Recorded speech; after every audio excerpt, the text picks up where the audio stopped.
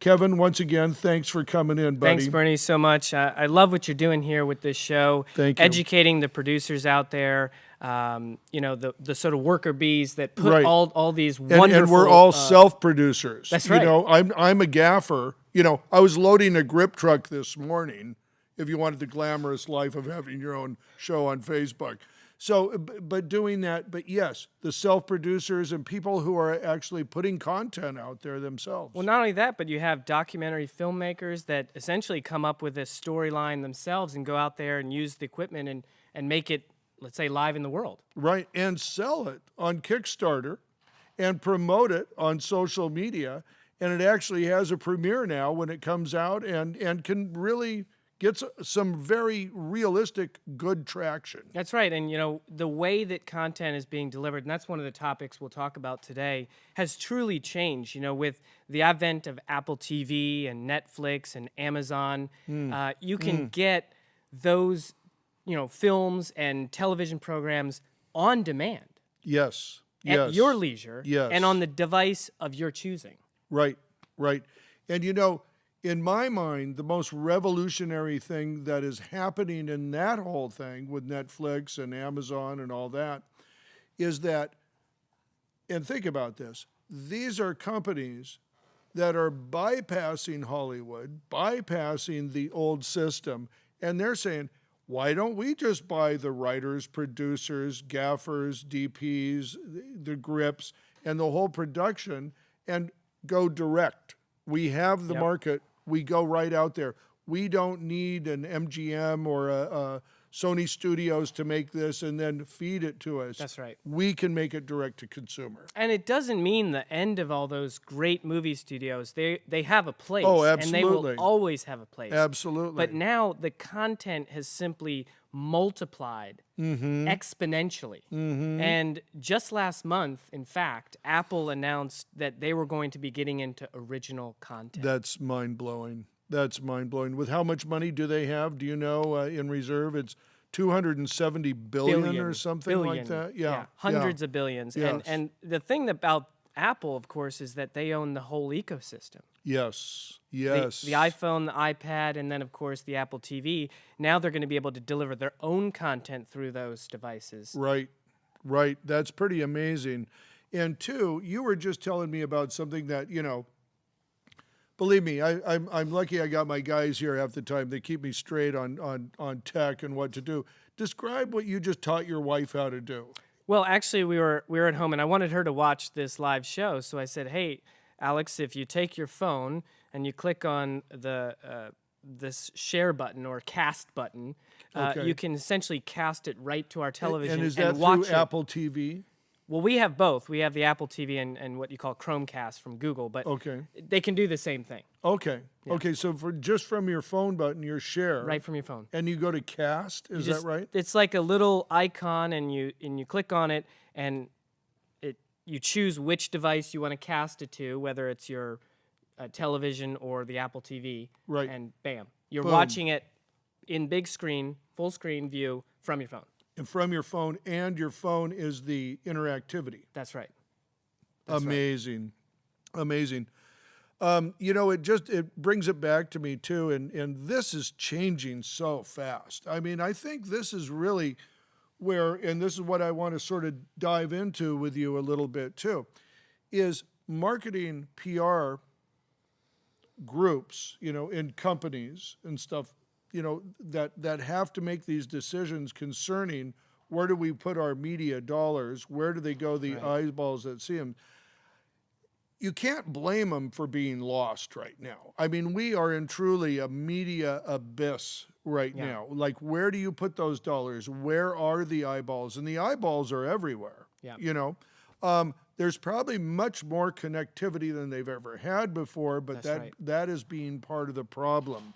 So I want to kind of dive into that with you a little bit and talk about social media. And because we've talked, what I'm doing here is part of that solution. That's how I'm looking at it, that this doing your own TV, being a self-producer like I've preached about for so long, and now I'm finally able to do it in some real way with some production value, is the thing that is ultimately going to keep you afloat or at the top of the surface in social media. That's right. So, tell me about what you think the hottest thing is right now in social media, in marketing. What have you heard about that's working the best in your opinion? Well, one of the elements, of course, is this right here, live streaming. Right. Being able to deliver content, a message, a story to your audience directly in real time. In real and time. then actually have a conversation with them. So when they're watching, they might actually be asking a question. So give you an example. I worked in the automotive business for 10 years for a tire company, and we would go to an auto show, and you might walk around and there's a brand new car with a new fitment. Well, wouldn't it be great if you could broadcast live from the auto show and say, for all of you that can't make the New York Auto Show, here I am standing in front of the all-new Lamborghini Aventador, and I'm going to showcase the Pirelli tires that are on this vehicle. Awesome. And So you could do it. You can do it right there live now at this point. And what I love about this show and what you're doing with Onset University is that we got to teach brands that this is possible for them. Yes. And not actually all that expensive. It's not that expensive, and it's not that technically difficult anymore. What I would say is the thing that has always separated me in the media business is I produce production value. That's right. And I think that is such a thing that you have to remember all the time, that not everything has to have what we would generally call a high production value. However, production value equals product value. And I think that's something that people miss sometimes. So you have to have a delivery service that's encased, in my mind, with quality, and it reflects on your product like that. But the tidbits, or as I call it, disposable media, the media that you make with your iPhone and you put out there just for one purpose, to attract a eyeball or make a point or something like that, it's consumed once by people, unwrapped, they throw the wrapper away, and it turns into that piece of candy again that the next consumer opens. That's right. And in fact, the agency that I started last month with a partner called Real Creative Marketing is focused really on that, is delivering original content, authentic content, messages that resonate with the fan base of a brand. Awesome. And talk to them in that way. Yeah. And I think too, let's find out where you came from for these conclusions, because I know you started what, about 14 years ago, is that right? Yeah, just a decade and a half ago. Okay. I worked with an Italian tire company called Pirelli. Okay. Everybody's heard of Pirelli. Everyone's heard of Pirelli. They have a beautiful calendar, and they have quality tires. And I worked there in many capacities: marketing, PR, events, training programs. Tell me this. Let's go into a little bit. Day one, where'd you go to college at? University of Richmond in Richmond, Virginia. Okay, you majored in marketing. Marketing, right? business marketing. Business marketing. Day one at Pirelli, I mean, you must have been thrilled you had this job. That's an awesome thing. What struck you that first week, that first month there? Well, I mean, I was new to everything, the automotive industry as well. I was new to the concepts of marketing, and really quickly I realized how powerful marketing is as a piece of the organization. You could have all the great product you want sitting in your warehouse. Sure. And you can have great salespeople out there on the road selling it to dealers. Right. But if consumers don't walk into the retail shop and ask for that Pirelli tire, it's a much harder sell. The connection is not made. It's a much harder sell. Yeah. So you to be able to connect with that consumer, you have to. And originally, when I started in 2004, Facebook was there, and the advent. The internet. Let's look we at had the a landscape. website. Let's look at the landscape. Facebook had just started. YouTube did not exist yet. Not yet. And quite. there was a real voodoo black magic on getting video on the web. That's right. And nobody had quite figured it out. So from that place, and you started, As you started going down the road, tell me about what changed. How did you see it change? Well, first off, I realized quickly that you need to go to the customer. And at the time, of course, with not having these tools available, the only way to do that is live events. So you had to go to races and go to car events and motorcycle events, rallies, like Sturgis and Daytona. You had to be one-on-one. You Yeah. had to have someone there, a and presence talk there. personally Right. with that customer and, Right. and help them understand the quality of product that we were selling. And that probably hasn't changed. No, You still have to do that. you still need yeah. to be present Right. in what we call major events. Gotcha. And certainly those that you have a rich target environment, Right. target rich environment. But now we supplement the attendance at those live events Mm-hmm. with all sorts of content on all the channels. It's not just one anymore. That's the point, is that it's exponential if you use all the tools at once. You have certain content that's delivered on Instagram, certain content that lands on YouTube, certain content that Facebook is appropriate for. And believe it or not, certain types of customers, demographic-wise, regionally, go on to one platform or another. Interesting. Break it down a little bit for me. Let's talk about Instagram. Instagram is definitely more, like, for example, I worked also at Kawasaki, and we'll get into Sure. that a little bit. We've found certainly that there's a lot of younger followers on Instagram Yeah. because it came later. Remember, Pre-30, would you say, or is 30? Is that mean, too defined? I think it really depends upon which product you're selling too. But Gotcha. I think that in general you have that slightly skewed younger on the Instagram because again it came later. It's a little bit easier to digest. Sure. Etc. So, and then again, Facebook is a little bit more lengthy. You can have multiple different pieces of content. Although Instagram's changed as well since Facebook purchased them. Right. Twitter tends to be really favorable for news items and real-time information, smaller tidbits of data, and then of course YouTube is where you want to make sure everything lands. Right. Because all that's your like, visuals. That's right? like your whole. That's your channel. Yeah. That's Yeah. your showcase. That's every great piece of content you've ever produced, and all the great stories you have about your brand. And on YouTube, it can be that disposable media right up to your high-end production value product selling that is so important. And there is a neat feature with YouTube, and actually, as YouTube changes, which it's going to always change, and Absolutely. certainly it better or it's dead, right? Google's not sleeping. Trust me. Yeah. They have playlists, so you can take a topic. If you have little clips about one show or one movie, you can actually put all those into one playlist so that the fan can view every one of those pieces of content in sequence. Wow. Almost like, Yeah. they're watching a series. Like almost binge watching, Yeah, if binge you will. watching. Yeah.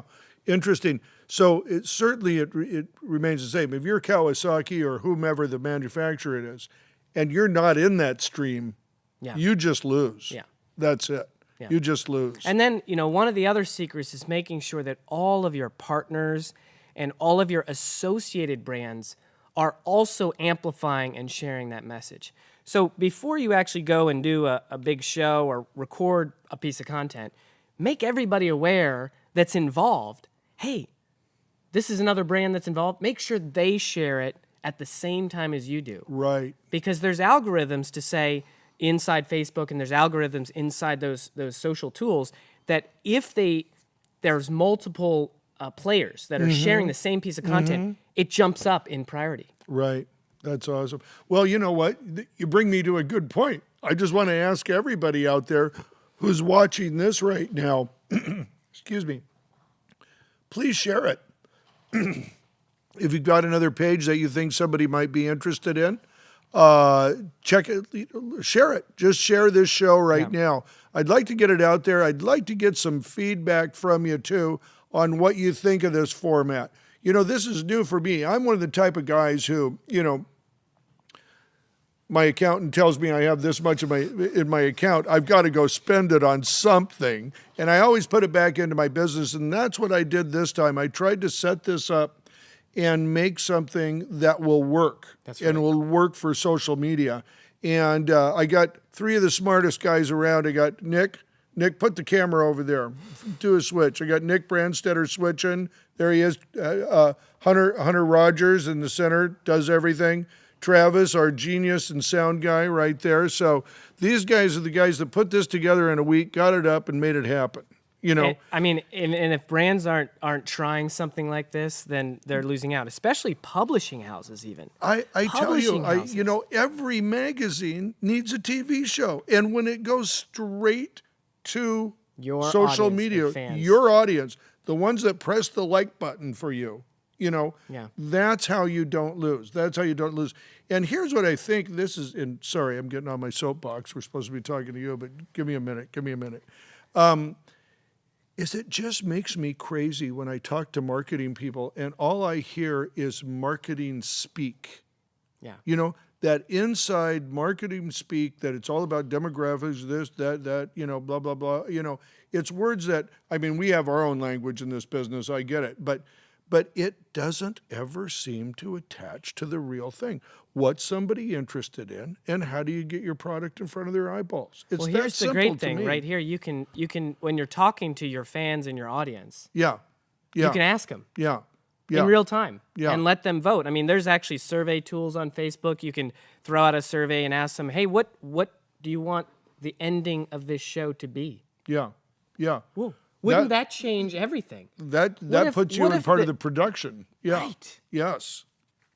You know? Absolutely. No, you know, another thing is I look at is, and this is from you inside of the market, you with your peers, okay? What do you and your peers, not your boss, not the people in the company, but what do you and your peers, what's frustrating for you right now in getting your message out?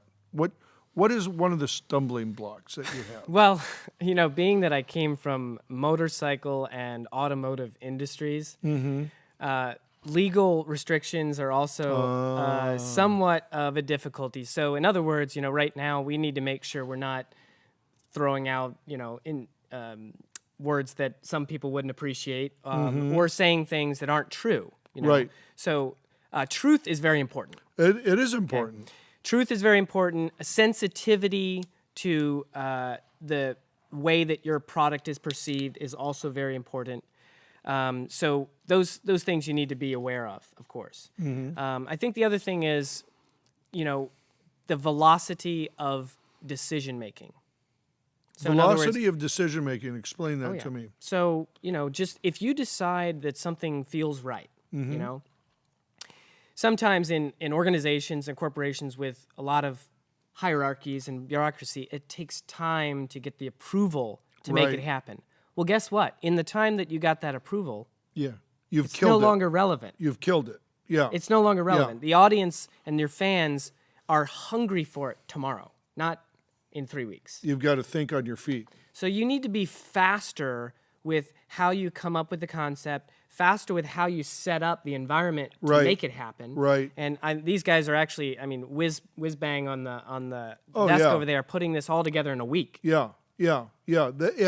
And not only that, they built a computer from ground up, you know, to get what we exactly needed.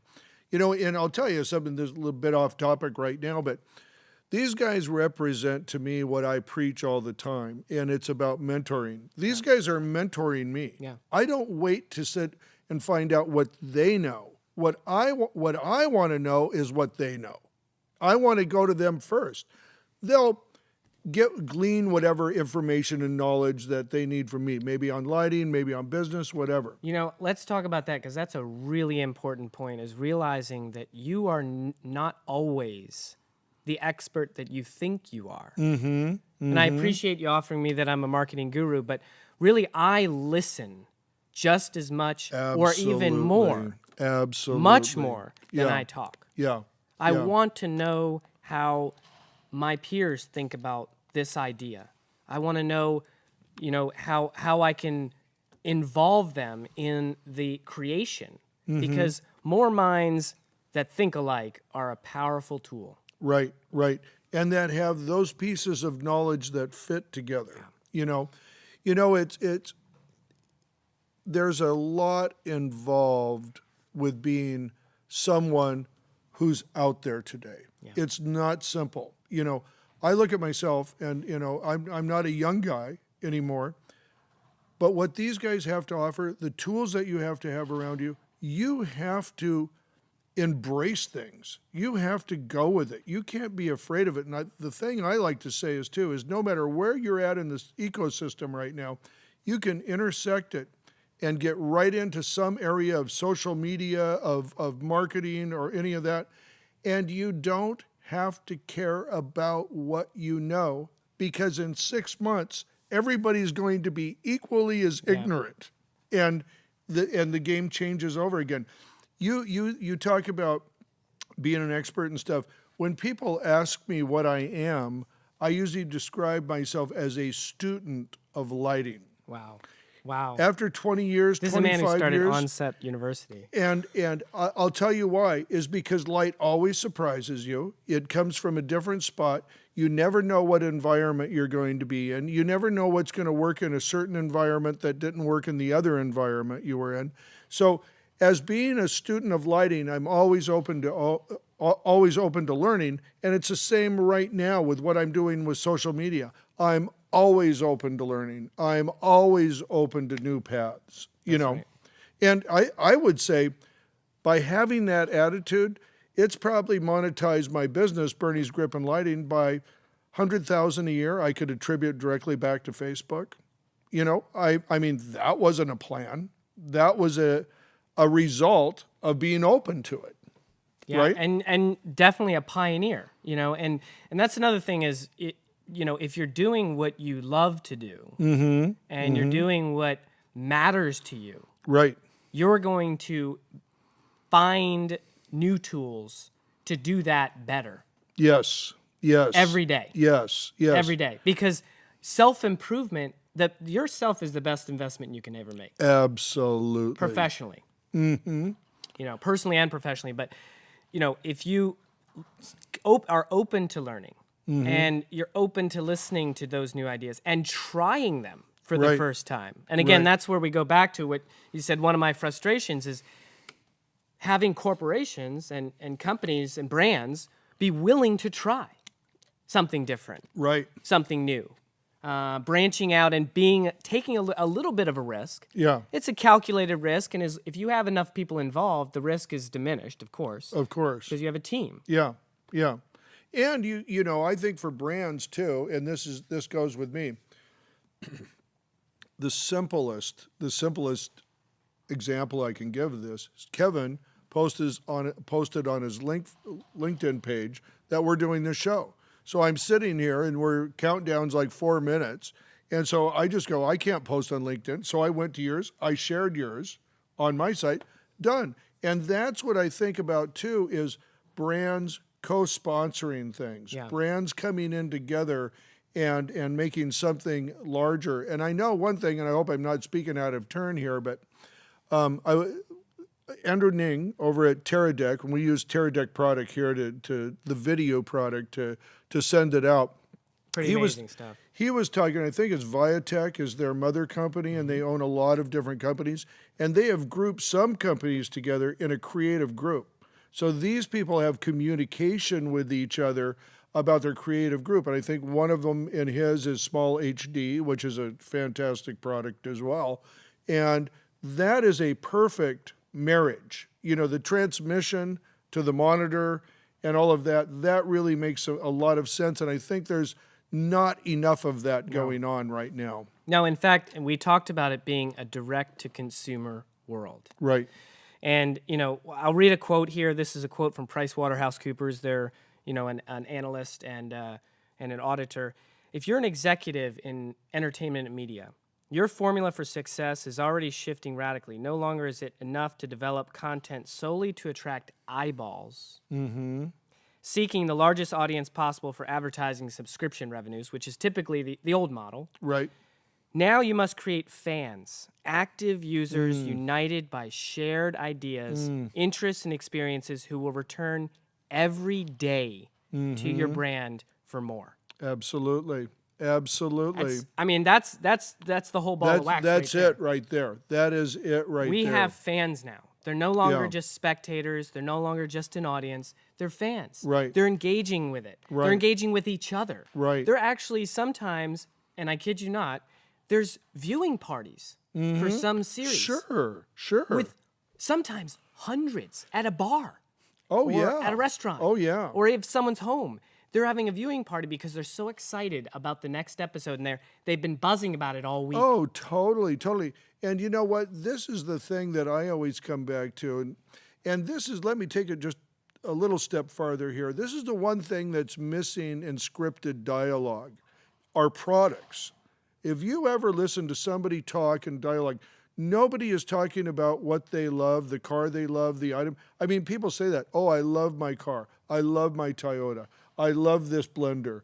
You know, they talk about it in very emotional terms. Absolutely. You know, like that. You never see that in anything scripted, which I think is the biggest missed opportunity in the world, because yes, you do have to have a different model than the model is right now. But if you could allow some talk of products within a script, you know what I mean? And maybe it's monetized, maybe it's not too. Maybe it works, you know, in a different way. But I think that is something that is completely missing. But when you talk about fans, that hits home to me. And I don't think it is like the movie fan or, you know, fan of a movie star where you're just sort of obsessed about this other life.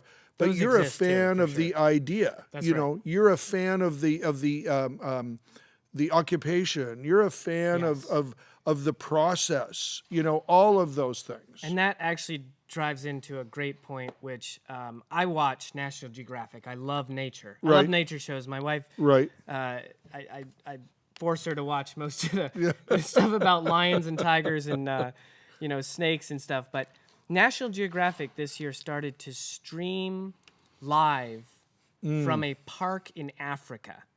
Imagine if you're a production crew, what that entails. Yeah. Right? You got to have a satellite link. You got to have cameras that are on person, on vehicle, and protected by the weather because it might rain. Right. You can't predict the rain. Right. And they're out there live streaming, looking for the animals.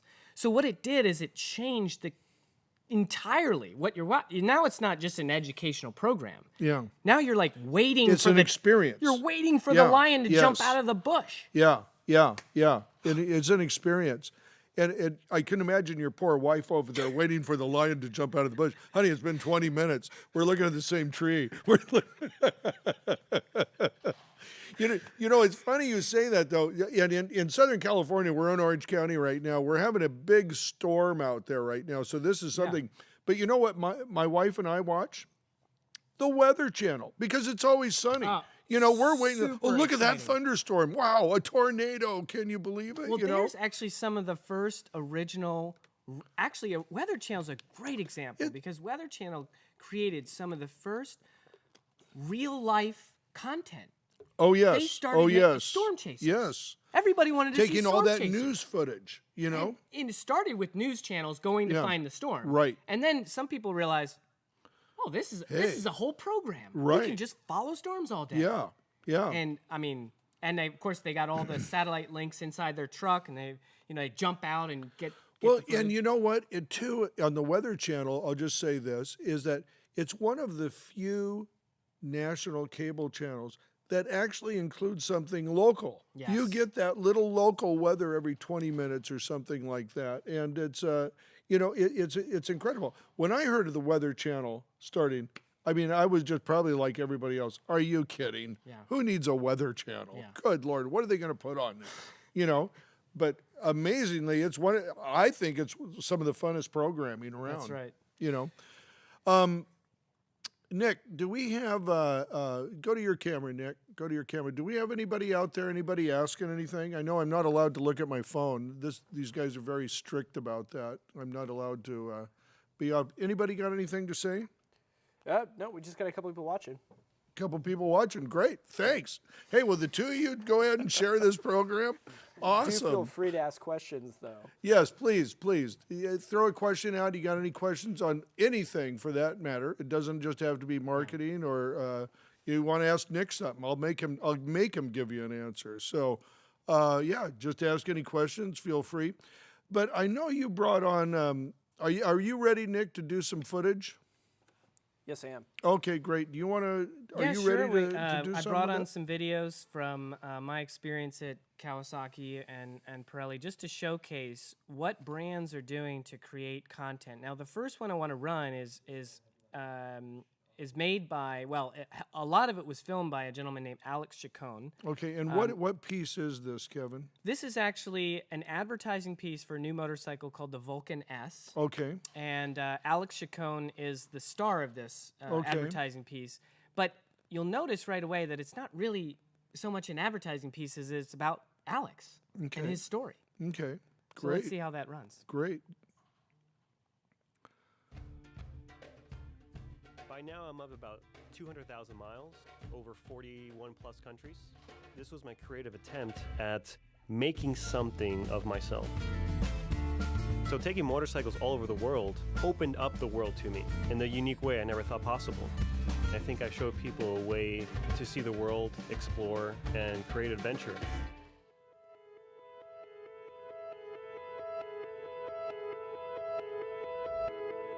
But when I get back stateside, it's really amazing to be able to actually enjoy the road, so I can focus more on the experience itself and capturing the moment and being able to share that with people.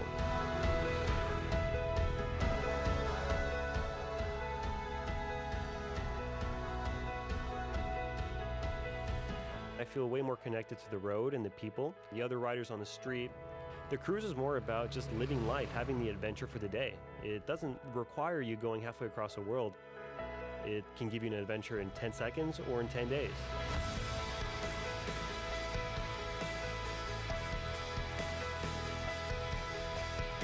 It makes me sense the outdoors, the road, my being. It connects me with the earth in a very unique way. This is a bike that allows me to search for my adventure in the way I want to.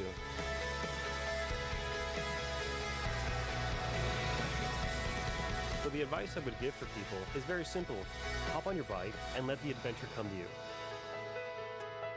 So there you go. This is Alex, and instead of it being just an advertising piece, Yeah. it's about Alex's story enjoying motorcycling. Right. And so the way it connects with brands is that there's multiple camera angles. You get some onboard Oh, it was a footage. beautifully done piece. You feel yeah. like you're really Beautifully inside done, yeah. his experience. Yeah, yeah. And that high brings me- production value. That was high Absolutely. production value. Absolutely. Right One of my favorite pieces. And one of the things you'll notice too is it's somewhat immersive. And I Mm-hmm. bring up that word because, and Nick's got some graphs for me to show. And Google has this really cool tool called Google Trends. You can look it up, google.com/trends. And you can type in any word, and it'll tell you how that word's been trending over time. Yeah. And then it also crawls on a separate tool. It crawls the internet and looks through all the books and magazines and sees how many times that word has been used.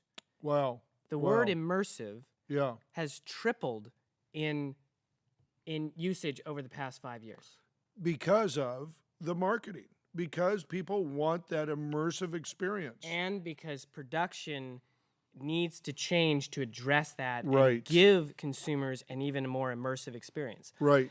And I don't want to go into the topic of VR because that's a whole nother show. That's a whole different But world. Yeah. what VR does is it immerses you inside that content. Right. So instead of just being a viewer of that television program or movie, you're actually in it. Yeah. And yeah. the Sci-Fi actually came out with a new crime drama last year, around this time actually, Okay. called Halcyon.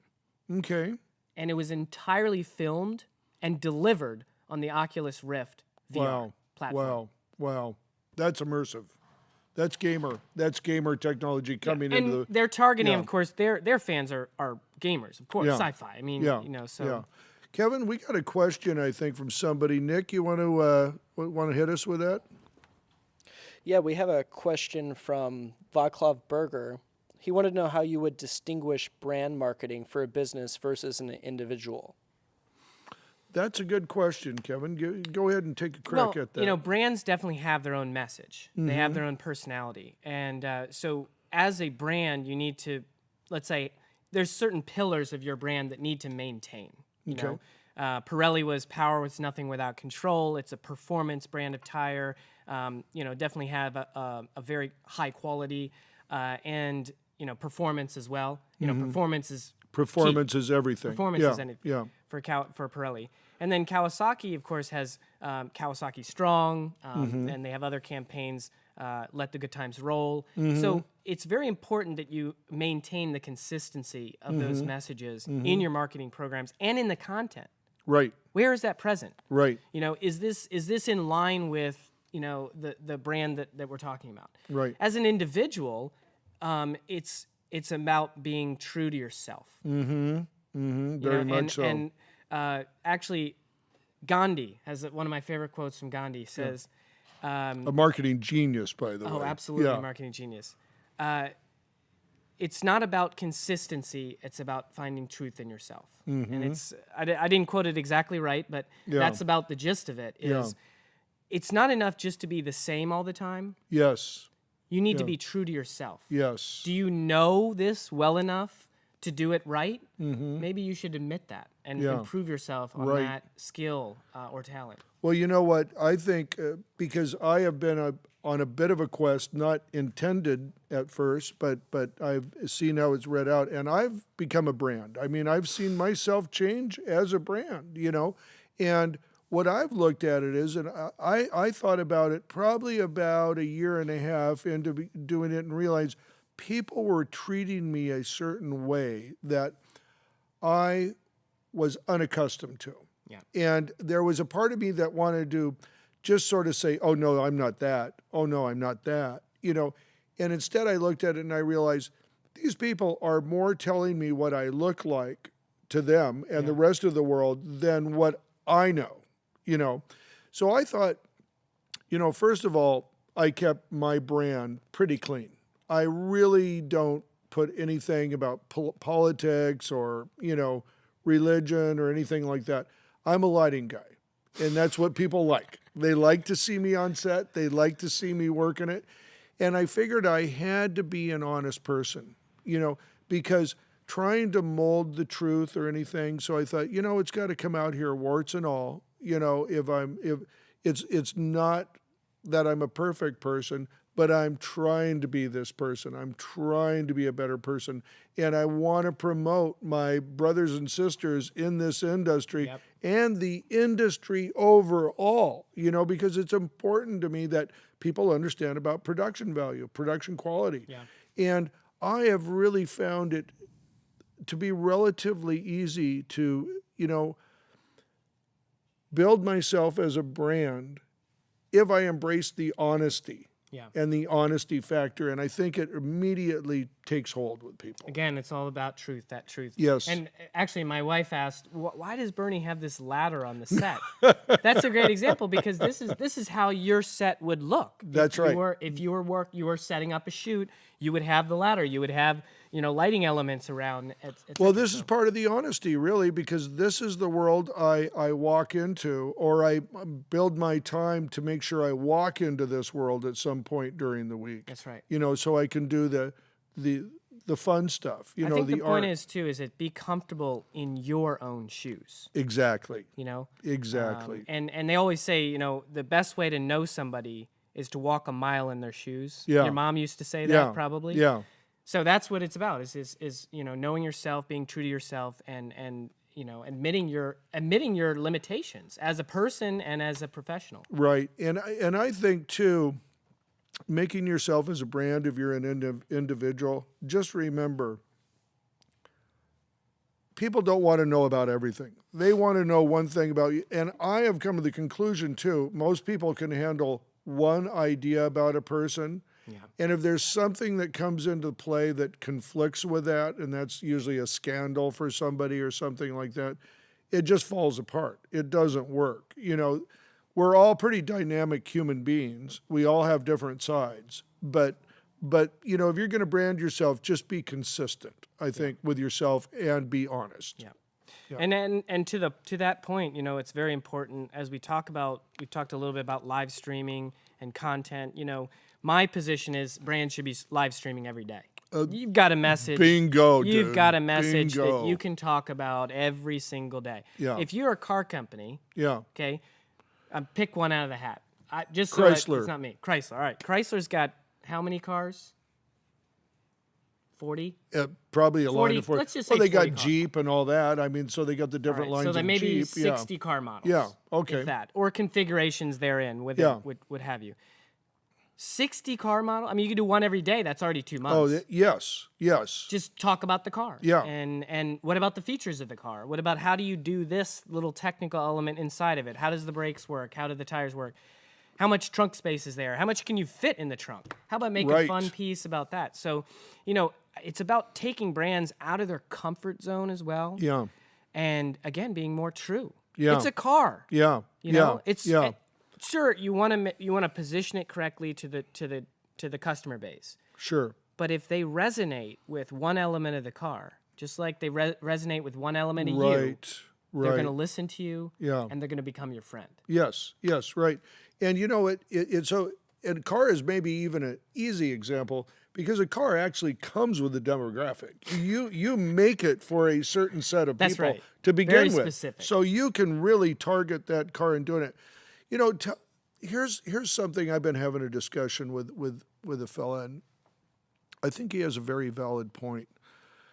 We are talking about, you know, and what I look at a show like this is really not about having your own show, if you will.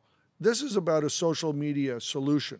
This is about being a content creator that can then repurpose that content and you stay relevant all the time. That's right. No matter what's changing, your brand is relevant all the time. This fella has gone with an idea like this to other people, and CEOs love it. They go, that's perfect. Why don't we get out there and do this? Then he goes to the marketing manager. And I don't know if you can tell what I'm going to say or not, but he goes to the marketing manager, and the marketing manager goes, oh my God, I got to produce a show now. You know, I've got to get out there and I've got to get all this social media organized, and I got to hire people in my department that I don't even know how they work, you know.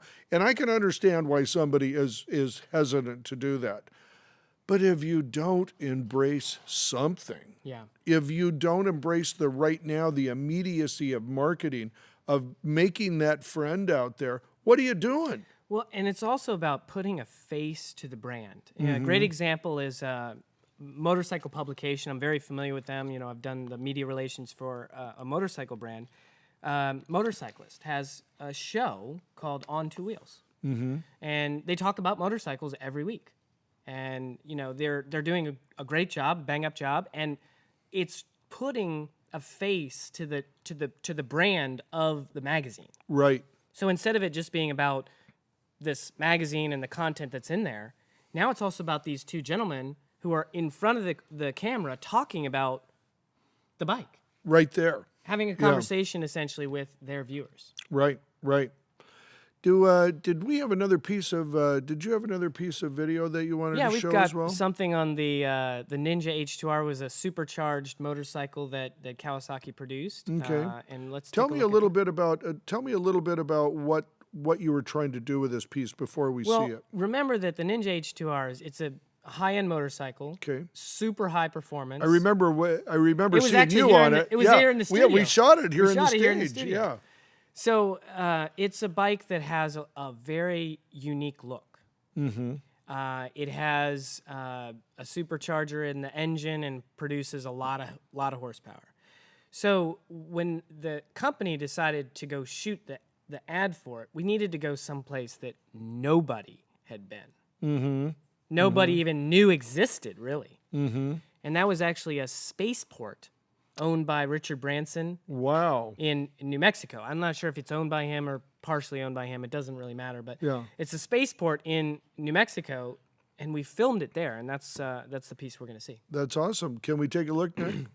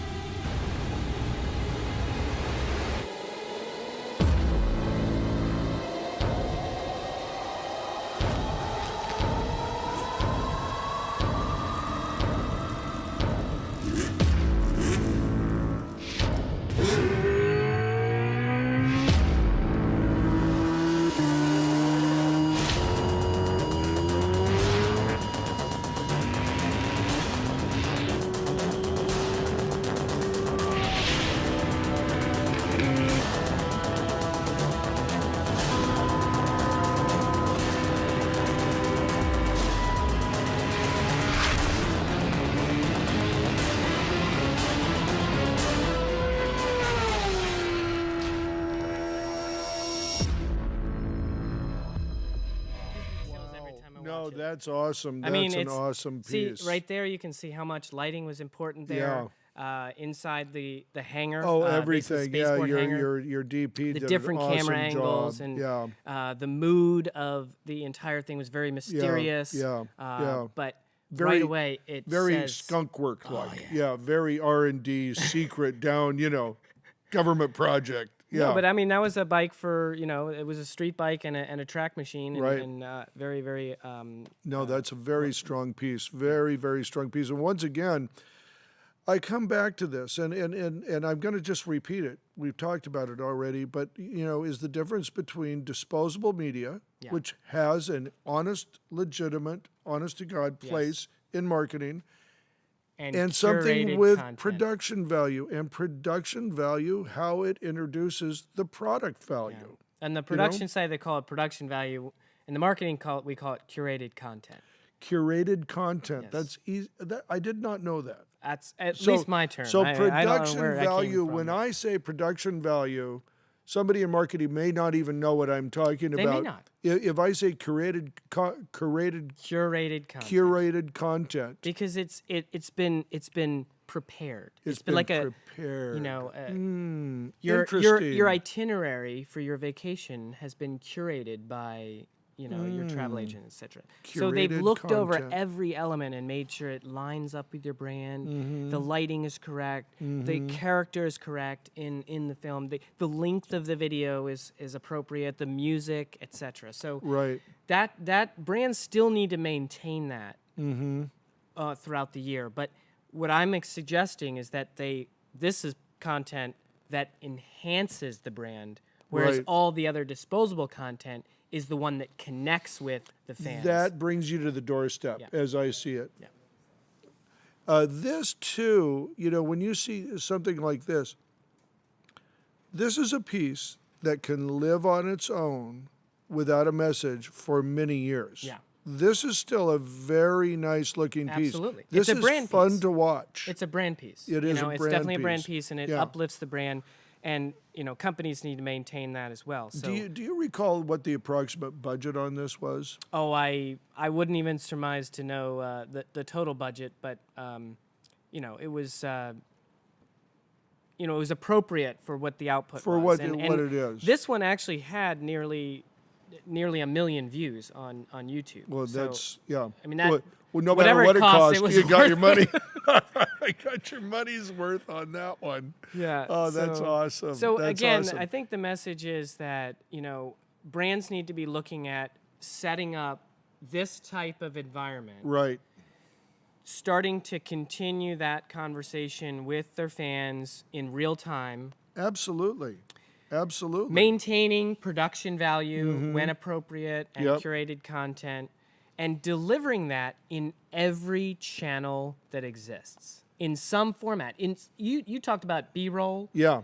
That's when the production crews need to look at how much B-roll are we getting. Yeah. Is it Yeah. enough? Is it enough?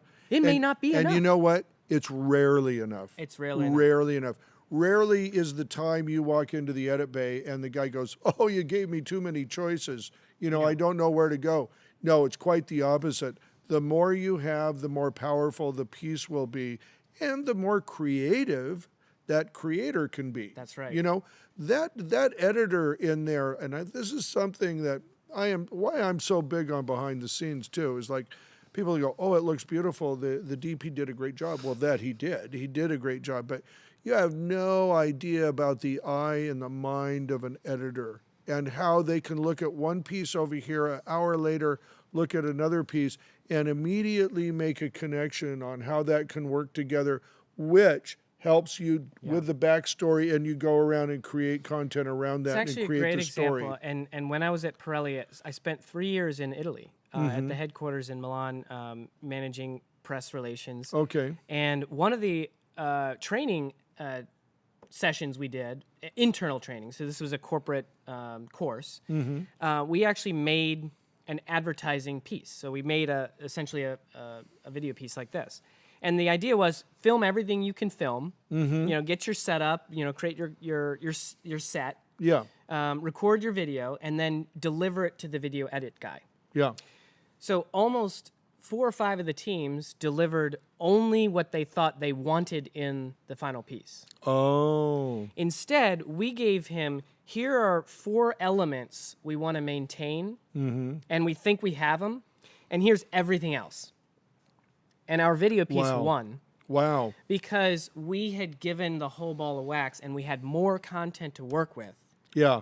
that yeah. ended up being because the video editors like magicians. Yes. They're yes. artists. Yeah, that's the thing that I think a lot of people don't understand is how powerful that editing is, because all of this stuff, what we've watched, both your pieces here and everything else we're doing, this is more of an information show. It doesn't work as well in our medium because it's information.